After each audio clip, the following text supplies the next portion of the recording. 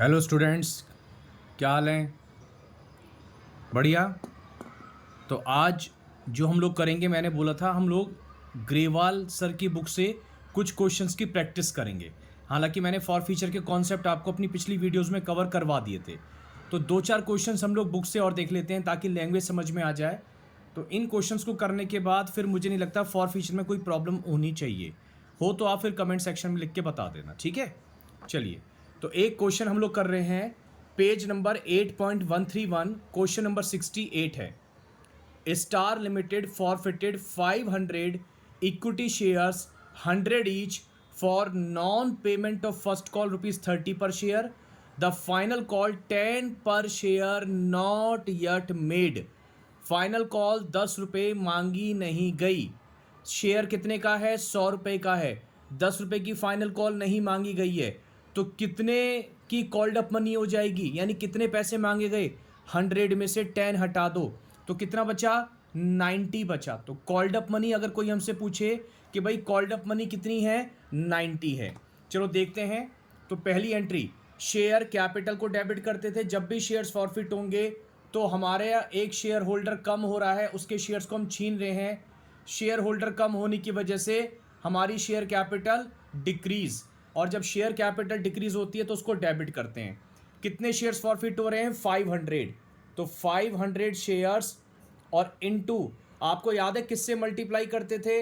यहाँ पे करते थे हम लोग कॉल्ड अप मनी से। और कॉल्ड अप मनी कितनी है? 90 है।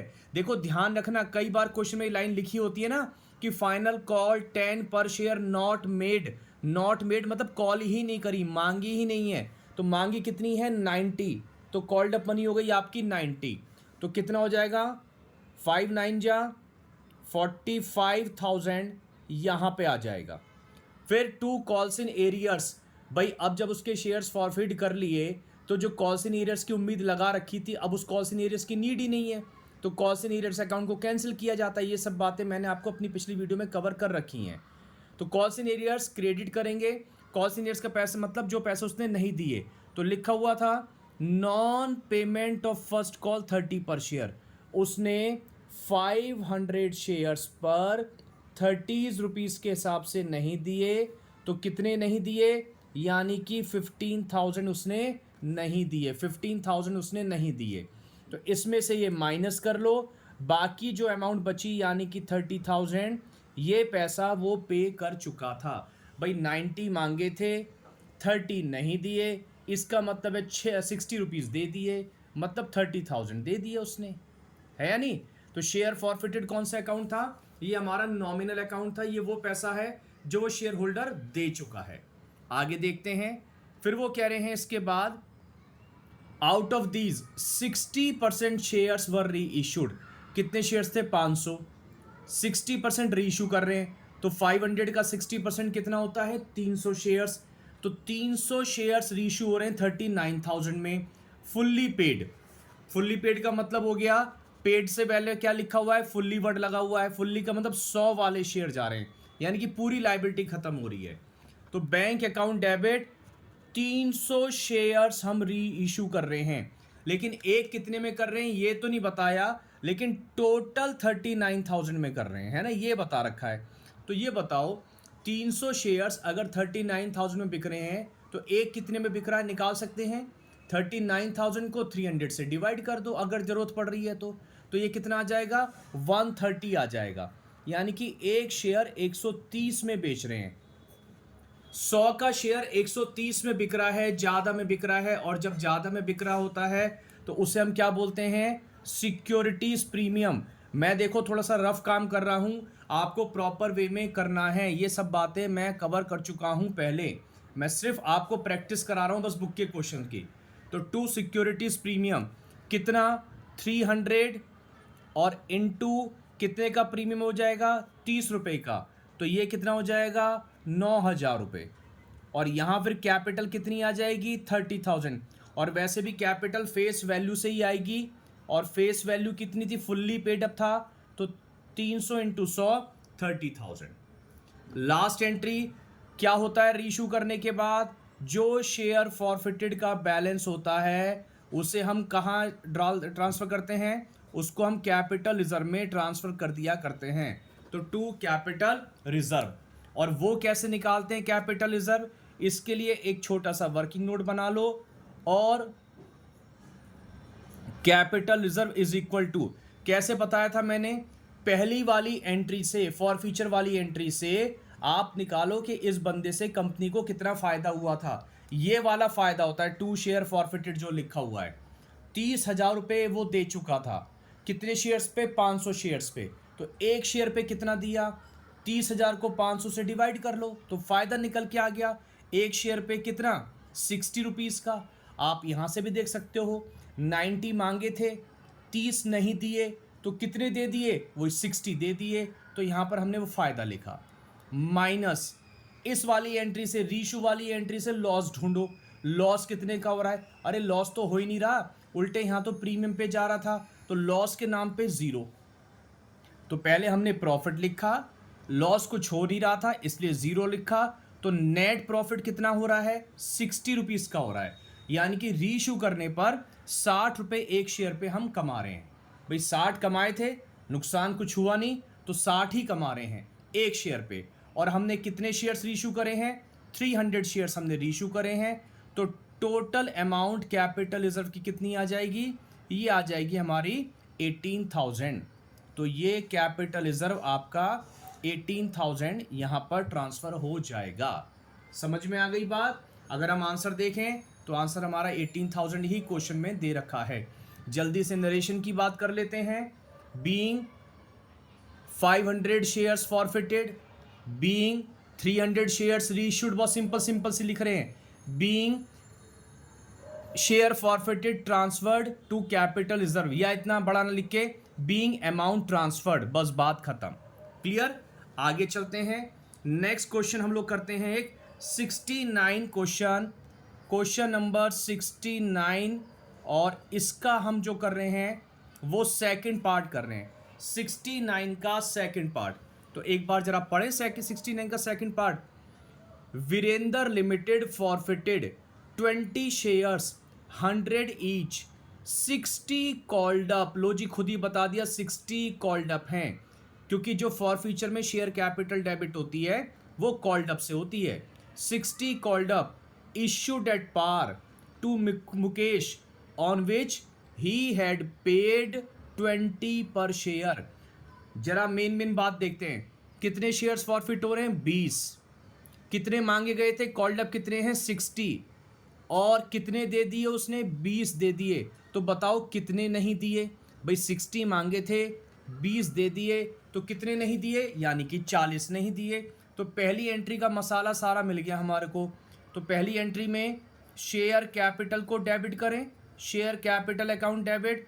कितने शेयर्स फॉरफिट हो रहे थे, 20 शेयर्स फॉरफिट हो रहे थे। कॉल्ड अप मनी कितनी थी, 60 थी। तो 20 इंटू 60, ये कितना हो जाएगा हमारा, 1200 रुपये हो जाएगा। फिर 2 कॉल्स इन एरियर्स कितना होगा, 20 शेयर्स पे उसने लिखा हुआ था 20 पे कर दिए हैं, तो 20 पे कर दिए, तो पे कितनी करे ये बताओ। कॉल्स इन एरियर्स में तो जो पे नहीं करते वो लिखते हैं। तो 60 में से 20 पे कर दिए थे, मतलब 40 पे नहीं करे, तो ये हो गया आपका 800 रुपये। और डिफरेंस जो वो पे कर चुका है उसे हम शेयर फॉरफिटेड में लिख देंगे। शेयर फॉरफिटेड में 1200 में से 800 कम कर लो, ये आ गया 400 रुपये। या ऐसे भी कह सकता हूँ, 60 मांगे थे, 40 नहीं दिए, 20 दे दिए, यही तो क्वेश्चन में भी लिखा हुआ था, 20 दे दिए। तो 400 रुपये का फ़ायदा हो रहा है जो वो दे चुका था, 20 शेयर पे हो रहा है। तो एक शेयर पे कितने का हो रहा है, वो 20 रुपये का हो रहा है। किसी भी तरीके से बात को आप चेक कर लो, ये वो अमाउंट होती है जो वो दे चुका होता है। अब रीशू की बात करते हैं। रीशू में देखते हैं भाई क्या लिखा हुआ है। वो कह रहे हैं आउट ऑफ दीज, इसमें से 15 शेयर्स रीशू कर रहे हैं टू संजीव को, 60 पेड अप फॉर 45 पर शेयर। आपको याद है मैंने अपनी लास्ट वीडियो में बताया था कि नीचे अगर 2 वैल्यूज़ होती हैं तो उसको कैसे रीड करना है। इसको रीड करने का तरीका, पेड अप से पहले जो डिजिट लिखी है उसे पढ़ो, 60। तो कैसे पढ़ोगे, 60 वाला शेयर 45 में री इशू कर दिया, इस तरीके से पढ़ोगे, कभी गलत नहीं होगा। वैसे मैंने मतलब ये बताया था कि उसकी 60 रुपीज़ की लायबिलिटी ख़त्म हो रही है और उससे हम 45 रुपीज़ ले रहे हैं, तो 15 रुपये का नुकसान हो रहा है। कंपनी उससे फ्यूचर में अभी 40 रुपये मंगाएगी, ठीक है। लेकिन रीड कैसे करोगे एग्जाम में, मैं बार बार बोल रहा हूँ, पेड अप से पहले जो लिखा है उस डिजिट को पहले पढ़ लो। 60 वाला 45 में जा रहा है, तो 15 रुपये का नुकसान। चलो करते हैं। तो रीशू की एंट्री में bank account debit, bank account debit, कितने शेयर्स रीशू हो रहे हैं? 15 शेयर्स रीशू हो रहे हैं। और कितने में रीशू हो रहे थे? लिखा हुआ था 60 वाला 45 में, तो 45 से मल्टीप्लाई करेंगे। कितने का नुकसान हो गया? Share forfeited account debit, 15 share पे 15 रुपये का ही नुकसान। लिखा था ना 60 वाला 45 में जा रहा है, तो 15 का नुकसान। मैं मल्टीप्लाई नहीं कर रहा हूँ, यहाँ लिख दे रहा हूँ, आप कर लेना। जो ज़रूरत की चीज़ें वो सारी मिल जाएंगी आपको। और फिर जब शेयर्स इशू कर रहे हैं तो हमारा एक मेंबर इंक्रीज, मेंबर के इंक्रीज होने से शेयर कैपिटल इंक्रीज, तो इन दोनों का टोटल यहाँ पर आ जाएगा। और अगर इन दोनों का टोटल करेंगे तो ये शायद 900 रुपये आ जाएगा, है ना। और ये 225 आ जाएगा, और 900 में से ये माइनस करूँ 700, शायद 675 आ जाएगा। कैलकुलेशन रीचेक कर लीजिएगा, वैसे शायद ठीक होगी, ठीक है। ये अमाउंट आ गई। अब आगे चलते हैं। अब कौन सी एंट्री है? कैपिटल रिजर्व में ट्रांसफ़र करने वाली एंट्री। तो जब कैपिटल रिजर्व में ट्रांसफ़र करेंगे तो क्या एंट्री बनाएंगे? Share forfeited account debit, share forfeited account debit. और शेयर फॉरफिटेड अकाउंट डेबिट के बाद टू कैपिटल रिजर्व। और इसके लिए फिर से एक वर्किंग नोट तैयार करेंगे। Capital reserve is equal to, अब आपको याद है वर्किंग नोट में क्या करना था? पहली वाली एंट्री से आपको ये चेक करना है कितना प्रॉफिट हो रहा है। तो देखो पहली वाली एंट्री से 400 रुपये का प्रॉफिट हुआ था ना, ये रहा। और कितने शेयर्स पे था ये? 20 शेयर पे। तो एक शेयर पे कितने का प्रॉफिट हुआ? 20 रुपये का प्रॉफिट हुआ था। ये क्वेश्चन में भी लिखा हुआ था 20 रुपये का प्रॉफिट हुआ। माइनस दूसरी वाली एंट्री से लॉस कितने का हुआ? ये रहा, देखो 15 रुपये का लॉस हो रहा था। 60 वाला 45 में बेचा था, 15 रुपये का लॉस हुआ। तो एक शेयर पे कितना कमा रहे हैं? 5 रुपये कमा रहे हैं। कितने शेयर्स रीइशू करे थे? 15 शेयर्स रीइशू करे थे। तो टोटल कितनी कमाई हुई? 75 की नेट प्रॉफिट, जिसे हम बोलते हैं, उसे हम कहाँ ट्रांसफ़र करेंगे? कैपिटल रिजर्व में। एक बात ध्यान रखना, कई बार आपको पूरा क्वेश्चन लिख के देगा जैसे अभी हमने करा, और आपसे केवल कैपिटल रिजर्व की अमाउंट मांगेगा, तो पूरी एंट्री करने की नीड नहीं है। एक नंबर का क्वेश्चन है, ये 75 वाली अमाउंट निकलवाएगा, तो फटाफट इसी तरीके से निकाल देना, ठीक है, इसी ट्रिक से कि पहली वाली एंट्री में देख लेना कितना पैसा मिला है, माइनस लॉस दूसरी वाली एंट्री से, नेट प्रॉफिट आ जाएगा। मैं नेट प्रॉफिट वर्ड यूज़ कर रहा हूँ, वैसे नेट प्रॉफिट नहीं है, ये नेट प्रॉफिट हो गया। रीशू के बाद जो प्रॉफिट बचता है, और जितने शेयर्स रीशू करे उससे मल्टीप्लाई कर लो, तो ये हमारा कैपिटल रिजर्व आ जाएगा। तो एक क्वेश्चन हमारा और तैयार हुआ। क्वेश्चन नंबर कौन सा? 69 का सेकंड पार्ट। एक और करते हैं, क्वेश्चन नंबर 72। क्वेश्चन नंबर 72 करते हैं। अब 72 का फर्स्ट पार्ट पढ़ते हैं। जरा ध्यान से कर लो तो दिक्कत आएगी नहीं। 4 क्वेश्चन कराऊंगा, 4 क्वेश्चन से ही काफ़ी चीज़ हो जाएंगी, जिसमें 2 हो चुके हैं, तीसरा कर रहे हैं। Basak limited forfeited 20 shares 10 each 7 called up, 7 रुपये मांगे, on which share holder had paid application and allotment 5 रुपये दे दिए। 7 मांगे, 5 दे दिए, कितने नहीं दिए? 2 नहीं दिए। तो लो जी, हमारी पहली एंट्री का मसाला तैयार। पहली एंट्री में चाहिए क्या? शेयर कैपिटल को डेबिट करना होता है। किससे? कॉल्ड अप मनी से। कॉल्ड अप मनी क्वेश्चन में दे ही रखी थी, कितने? 20 शेयर्स फॉरफिट हो रहे हैं, कॉल्ड अप मनी है 7 रुपीज़ की, 140 हो गया। 2 क्या चाहिए होता है? कॉल्स इन एरियर्स चाहिए होता है, जो पैसे उसने नहीं दिए। 5 दे दिए थे, तो कितने नहीं दिए? 2 नहीं दिए, यानी कि 40 रुपये आ गया यहाँ पे।